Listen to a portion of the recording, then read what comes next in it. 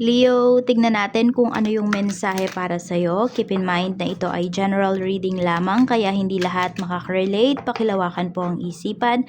At kung hindi ka pa nakasubscribe dito sa ating channel, please subscribe and hit the bell button para lagi kang updated every time na meron tayong uploads. Kung nais mo namang mag-avail ng ating private readings, ng ating rituals, ng ating TR's products, makikita mo yung link sa description box, Tarot Intentions by Aliana Reyes.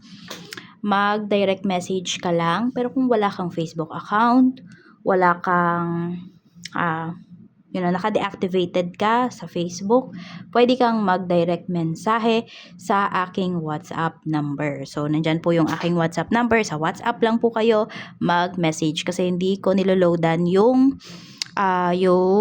number na to. Okay, yung number na nandyan. And hindi rin ako nagte-take ng calls. Okay? Kaya message lang po kayo sa WhatsApp or sa Facebook. It's up to you. Kung alin sa dalawa na yun. We have the higher your vibe, the smaller your tribe. So, napapansin nyo ba to? Yan. Kapag super aware kayo, kapag napakataas po ng vibes ninyo, kapag nagiging totoo ka sa sarili mo, mas konti talaga yung mga kaibigan mo or alam mo yun, nagfo-fall out kayo ng mga ng mga tao na yon, or umaalis yun sa life mo. Yung mga tao na yan, kaibigan mo, family members.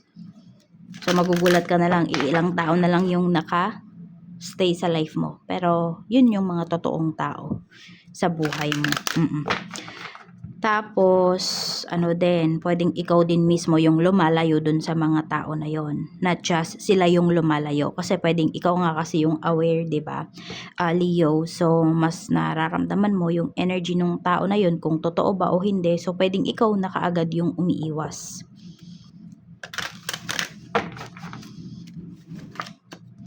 Mayroon tayo ditong, polish your communication skills. So, pinakaayaw mo, may nagsisinungaling sa'yo. At yung iba din po sa inyo, kapag kunwari may tinanong kayo, Leo, ayaw nyo na ang sagot sa inyo ay, ewan ko, hindi ko alam, bahala ka na. So, pwede isa yun sa mga nakaka-trigger sa'yo. Oo. Yung ganyang sagot na nakukuha mo towards doon sa iyong kausap.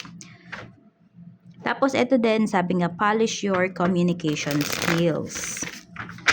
So, paano ka ba pag nagsasalita? Mataas ba yung tono mo?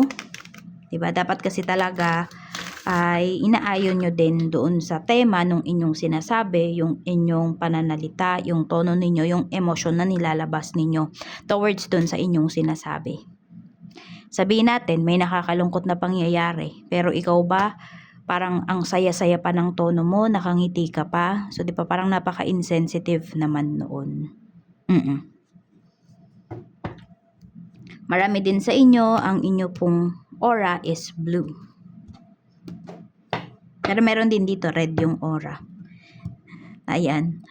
So, tignan natin kung ano pa yung mensahe para sa iyo. Kamusta yung iyong emosyon? We have the Devil. So, very eager ka rito. Ano ba itawag doon? Very intense yung mga nararamdaman mo towards sa mga bagay-bagay. Ayan. Meron din dito na gusto mo talagang alisan na sitwasyon kasi alam mo na yun, yung mga tao na yun, nakakapagpababa yun ng frequency mo, ng energy mo.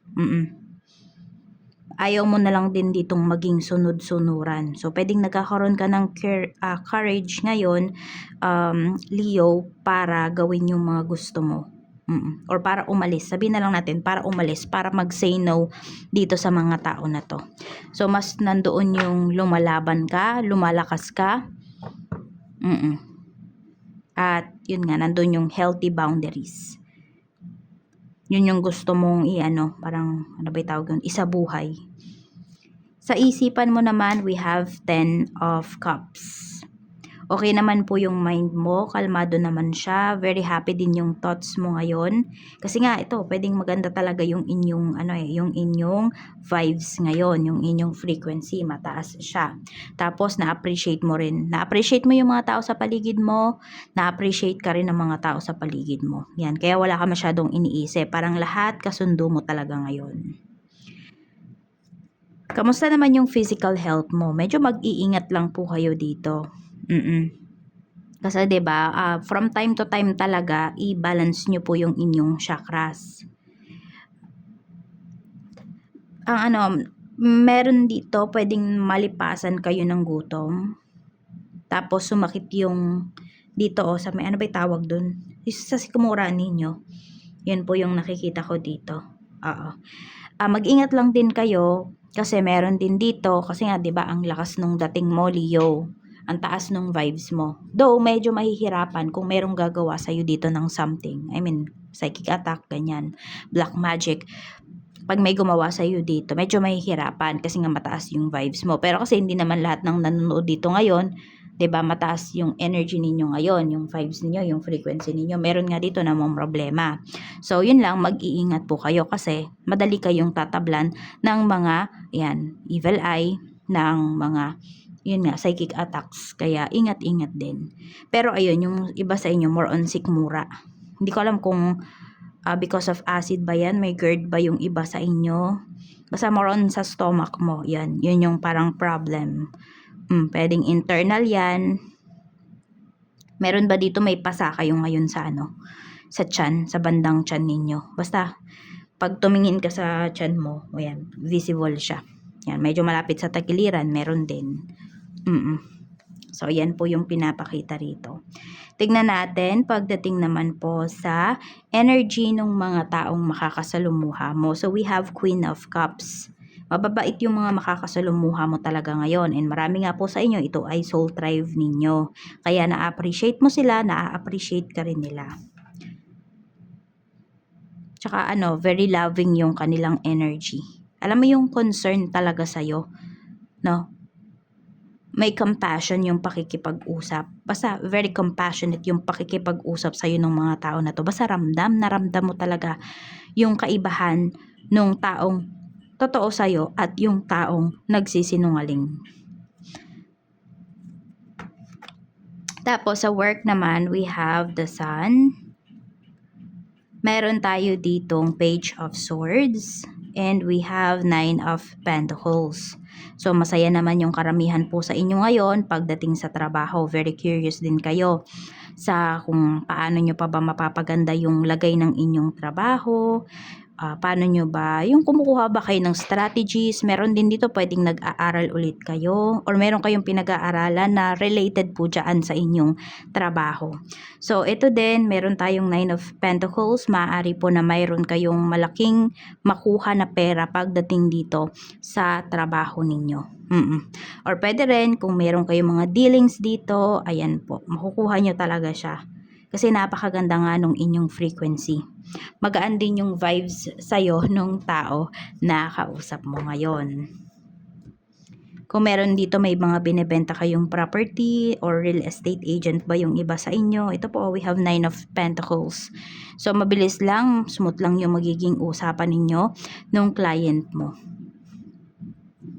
Sa naman tayo, sa business, yung mga gustong mag-start ng business. We have Justice. Meron tayong Page of Pentacles. So, wag ka daw magmamadali. Lalo na ngayon, Mercury retrograde kasi. Kung ngayon mo lang to naisipan, pag-isipan mo muna ulit ng ilang months pa bago ka mag-start. And yung iba naman po sa inyo, Libra season, maganda na mag-start kayo ng business. So, pwedeng, September, October ba ang Libra, if I'm not mistaken, or October, November. Basta ganun. Basta bare months na. Yun yung sinasabi rito. Kasi kailangan pag-aralan nyo daw muna. Page of Wands. Ayan. Aral muna kayo. Pag-focusan nyo rin ito. Yung sa pag-aaral nga dito sa negosyo na to. Alamin nyo yung mga pros and cons. Ano ba yung mga dapat nyo talagang gawin? Ano yung mga dapat nyong iwasan dito sa inyong business na gustong simulan?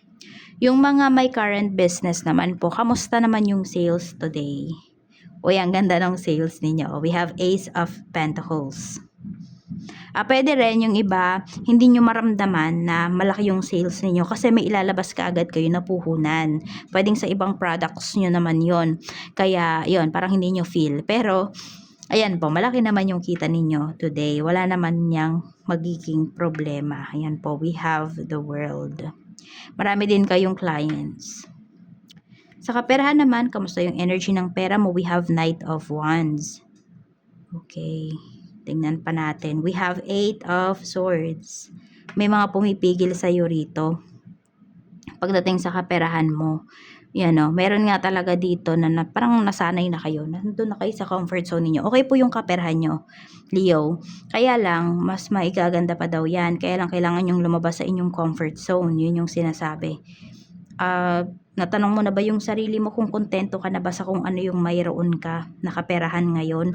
Kung hindi yung sagot mo, ay hindi ako kontento, di ba? Paano mo pa yun mapapaunlad?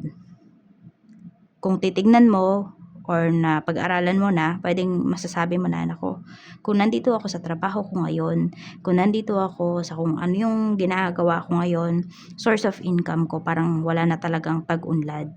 Pag-aralan mo pa, check mo ulit kung mayroon ba. Kapag wala, ibig sabihin, nandyan ka sa comfort zone mo, need mong umalis. Kung gusto mo pa na mas mapaunlad yung kaperahan mo ha. Pero kung hindi na, kontento ka na talaga dyan, yes, kontento ka ba sa kaperahan mo? Yes na yes. Di tuloy-tuloy mo lang yan kung ano man yung mga ginagawa mo. Diba? Kanya-kanya naman tayo ng kakontentuhan. Kanya-kanya tayo ng, masasabi natin na success natin in life. 5 of Cups. And also, wag ka na daw manghinayang doon sa mga nakalipas na mga gastusin. Hindi mo na yun mababalikan pa or mababalik pa. Pero pwede mo pang i-improve yung iyong money. And also, pinapakita rin sa'yo dito, pwedeng may nagpipigil sa'yo na bumili ng something kasi pwedeng yun naman yung pagsisihan mo. So, pwedeng ngayon, di ba, meron kang gustong bilhin, Leo. Tanongin mo muna sarili mo. Gusto ko ba yon? Yes, yung sagot mo.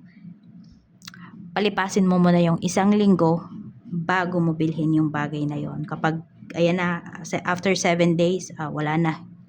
Cravings mo lang pala yon. 'Di ba?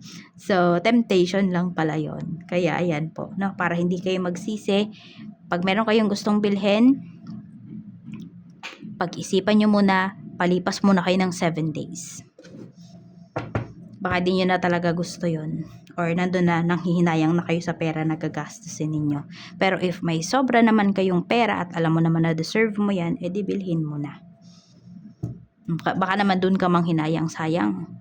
May pera na ako bakit hindi ko pa binili? Nang hinayang ka kasi, wala na, sold out na.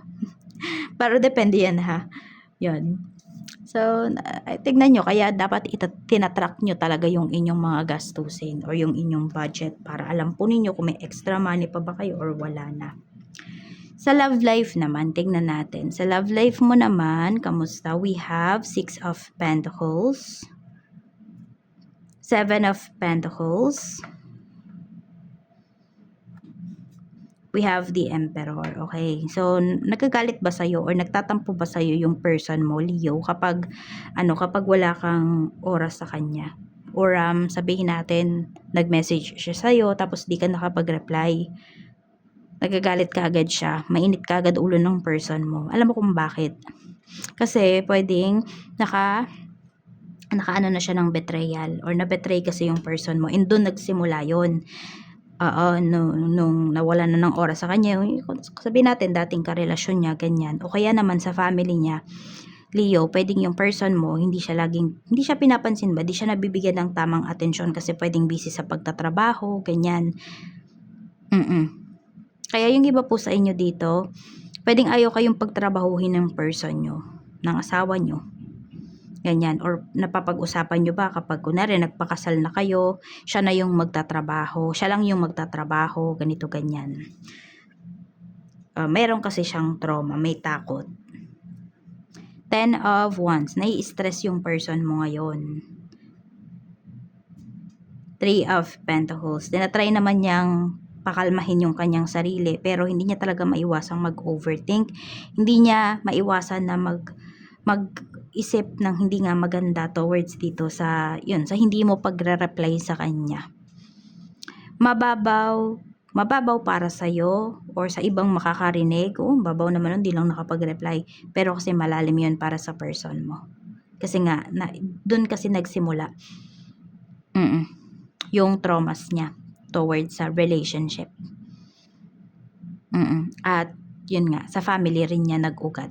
Kaya ngayon, nadadala niya dito sa relationship ninyo. Kaya may need talagang i-heal yung person mo.